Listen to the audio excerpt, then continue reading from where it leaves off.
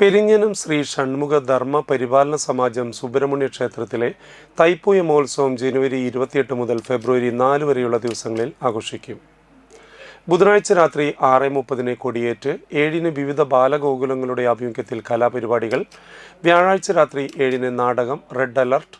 ജനുവരി 30 വൈകിട്ട് 5 ദേവിക്ക് ദേശപ്പൊങ്കാല, രാത്രി 7 വീരനാട്യം, ജനുവരി 31 രാത്രി 7 ഭൈരവനാഥം ഭജൻസ്, ഫെബ്രുവരി 1 രാവിലെ 11:30 പാൽക്കുടം എഴുന്നള്ളിപ്പ്, വൈകിട്ട് 6 വീരനാട്യം, ഫെബ്രുവരി 2 രാവിലെ 11:30 മുതൽ അഭിഷേക കാവടി വരവ്, രാത്രി 11:30 മുതൽ ഭസ്മക്കാവടി വരവ്, ഫെബ്രുവരി 3 രാവിലെ 10 കാഴ്ചശീവേലി,